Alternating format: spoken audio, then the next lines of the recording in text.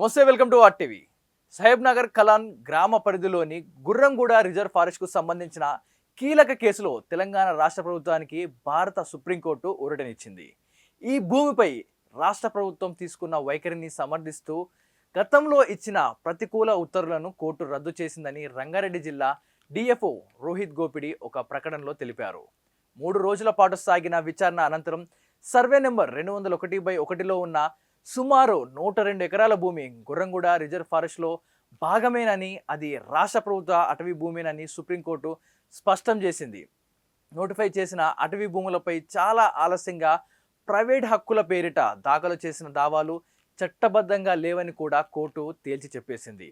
అటవీ భూములు జాతీయ సంపద. ఈ సందర్భంగా కోర్టు మరోసారి గుర్తు చేసింది, రాజ్యాంగంలోని ఆర్టికల్స్ 48A అండ్ 51A/G ప్రకారం అటవీ భూములను పరిరక్షించడం రాష్ట్ర ప్రభుత్వం యొక్క బాధ్యత అని పేర్కొనింది. అటవీ శాఖ తీసుకున్న చర్యలు అటవీ చట్టానికి, పర్యావరణ పరిరక్షణ సూత్రాలకు అనుగుణంగానే ఉన్నాయని స్పష్టం చేయడం జరిగింది.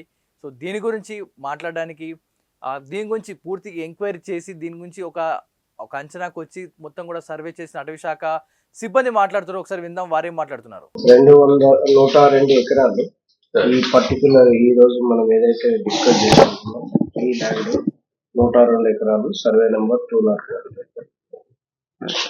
చాలా సంతోషకరమైన విషయం. చాలా రోజుల నుంచి forest department, revenue department, government department ఈ భూమి ఫారెస్ట్ డిపార్ట్మెంట్ కు చెందినదిగా అనేక కోర్టులలో గెలుస్తూ, అదేవిధంగా నిన్ననే సుప్రీంకోర్టు జడ్జిమెంట్ కూడా రావడం జరిగింది. ఇది కంప్లీట్ గా ఈ ల్యాండ్ ఫారెస్ట్ డిపార్ట్మెంట్ కు అలాట్ అయింది అని చెప్పేసి, కాబట్టి దానికి ఇప్పుడు తదుపరి స్టెప్స్ జడ్జిమెంట్ ప్రకారంగా ఏమేమైతే స్టెప్స్ తీసుకోవాలో అవన్నీ తీసుకుంటాం. 201 ఒరిజినల్ నెంబర్ బై నెంబర్ ఉంటుంది, ఎందుకంటే సబ్ డివిజన్ అయినాయి కాబట్టి. గుర్రంగూడ కేసు, సాహెబ్ నగర్ కలాన్ కేసు గురించి మనం మాట్లాడుతున్నాము. దానికి సంబంధించిన 102 ఎకరాల భూమి యొక్క సర్వే ఇప్పుడు నిర్వహించబడుతుంది, both revenue department and forest department తరపు నుంచి. ప్రస్తుతం మాకున్న సమాచారం బట్టి అయితే అక్కడ భూమి ఇంటాక్ట్ ఉందని మాకు చెప్పడం జరిగింది. బట్ సర్వే పూర్తయిన తర్వాతనే మనం ఎగ్జాక్ట్ వివరాలు చెప్పగలుగుతాం. మేబీ ఒక 3 నుంచి 4 రోజుల్లో సర్వే కంప్లీట్ అయిన తర్వాత పూర్తి వివరాలతోని మేము ముందుకు వస్తాం. ఇప్పుడే ఐ థింక్ సర్వే కాకుండా ముందు చెప్పడం సబబు కాదు, ఎందుకంటే ఆ సర్వే నెంబర్ ఎక్స్టెంట్ కానీ దాని బౌండరీ కానీ ఎంత దూరం ఉందనేది నిర్ధారించిన తర్వాత క్లియర్ విషయం బయటకు చెప్తాం. ఒకవేళ సర్వే చేసిన తర్వాత మీ బౌండరీస్ లో ఉంటే కామన్ పీపుల్ లీడర్షిప్ వాళ్ళు అమ్మి వెళ్ళిపోతారు. సో ఇప్పుడు స్పెక్యులేటివ్ వర్డ్ అంటే ఉన్నాయా లేదా తెలిసిన తర్వాత చెప్పే ఆన్సర్. ఒకవేళ ఉంటే 1971 కంటే ముందుందా తర్వాత ఉందా, there is always a procedure. In చట్టంలో ఒక ప్రొసీజర్ ఉంటుంది, ఆ ప్రొసీజర్ ఫాలో అయ్యి whatever mandate is there that will be taken care of. But ఉందని తెలిసితే once only when survey is done and we know the reality, అంటే ఏదైతే వాస్తవిక పరిస్థితులు ఏమున్నాయో మనకి తెలిసిన తర్వాత we can discuss on that. తెలియకుండా ముందు there is no point. ఉంటే we'll follow the procedure. There's enough procedure, చట్టంలో enough rules ఉన్నాయి how to resolve situations like that.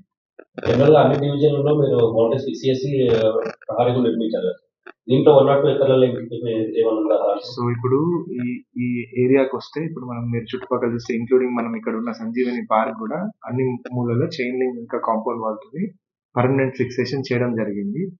ఈ ఏరియా ఇప్పుడు ఏదైతే డిస్ప్యూటెడ్ ల్యాండ్ ఉండేదో ఈ ఏరియాలో చేయకపోవడానికి ముఖ్య కారణం ఇది కోర్టులో చాలా రోజులకి వెళ్ళి స్టాటస్ కో ఉంది కాబట్టి మనకి ఒక సివిల్ సూట్ మన మీద ఉంది కాబట్టి ఎటువంటి యాక్టివిటీ చేయలేదు. బట్ ఇప్పుడు ఎప్పుడైతే కోర్టు మనకు క్లియర్గా మనదని తేల్చి మనకు చెప్పినప్పుడు దీని చుట్టూ కూడా ఇప్పుడు ప్రహారీ గోడ అలాగే ప్రాపర్ ప్రొటెక్షన్ స్ట్రక్చర్ నిర్మించడం ఉంది. దానికి సంబంధించిన నిధులు అండ్ ప్రపోజల్ సంబంధిత డిపార్ట్మెంట్ అండ్ మా డిపార్ట్మెంట్ నుంచి కూడా పరిశీలి చేసి ఎలా అయితే ఇది కూడా పార్క్ ఉందో దీన్ని కూడా అలానే ఒక ఫారెస్ట్ ఏరియా ఎలా ఉంటుందో అర్బన్ ఏరియాలో దాని రకంగా తీర్చిదిద్దడానికి కంపల్సరీ దాని side will take steps. This both problem of forest and also ఇక్కడ బతుకుతున్న కాలనీ వాసులు కూడా ఎటువంటి సొల్యూషన్ అయినా it should be acceptable to both the people surrounding this forest and also to the forest. అంటే ఫారెస్ట్ లోను dump చేయొద్దు, అట్లని చెప్పి ఊర్లో లేక్స్ లో కూడా డంప్ చేయొద్దు. We have to find a శాశ్వత పరిష్కారం. దానికి సంబంధిత ప్రపోజల్స్ కానీ సంబంధిత department, revenue department, municipal department కూడా మేము మాట్లాడి దానికి ఏదైతే పర్ఫెక్ట్ సొల్యూషన్ ఉందో దానికి అనుగుణంగా ప్రపోజల్ తయారు చేసి will perceive for good of both forest and also the public around this place. అందరికీ నమస్కారం.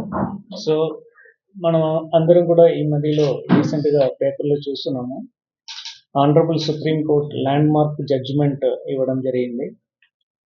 సో ఇది మనకు 1953 నుంచి ఈ సివిల్ పెటిషన్ కేసు అనేది మనకు నడుస్తుంది.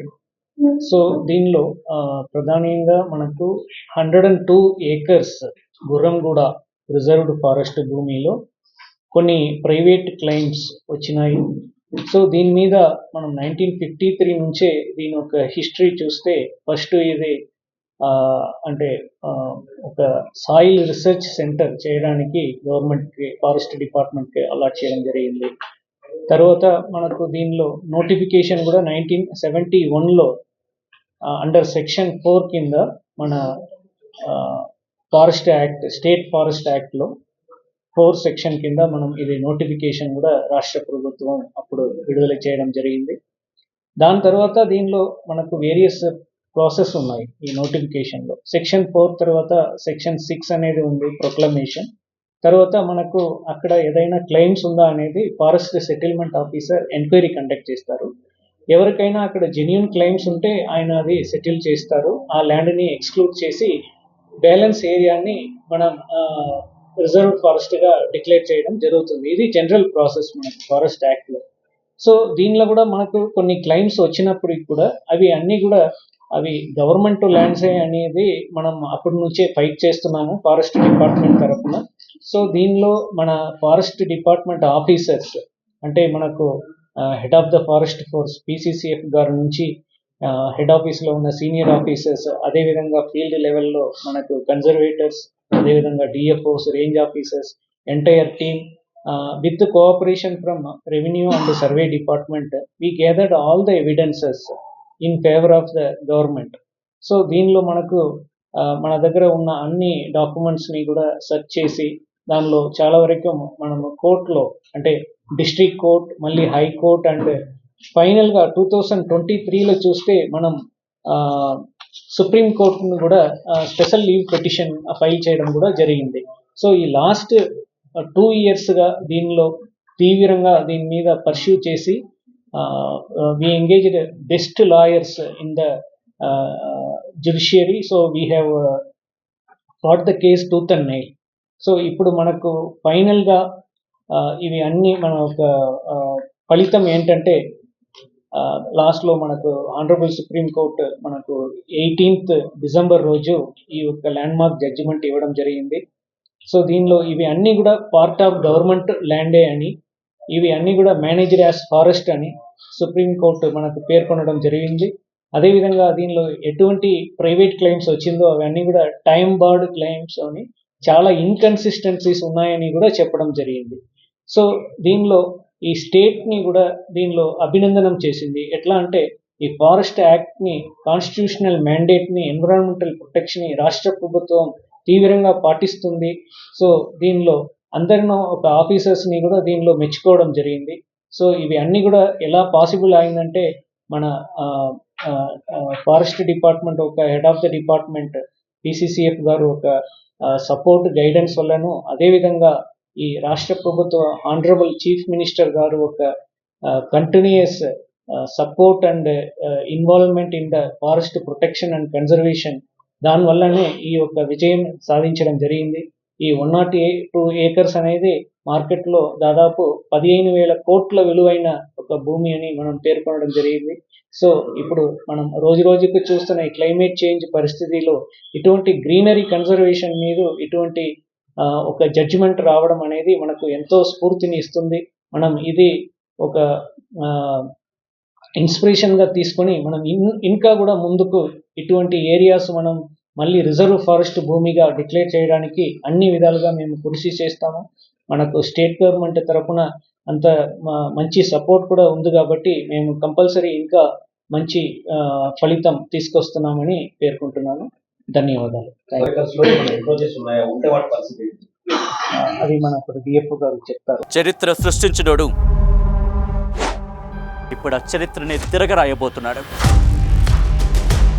అబద్ధాల గోడల్ని బద్దలు కొట్టి నిజాలను రాగా మీ ముందుంచబోతున్నాడు. నిజమైన వార్తల కోసం వెంటనే డౌన్లోడ్ చేసుకోండి రా యాప్ని.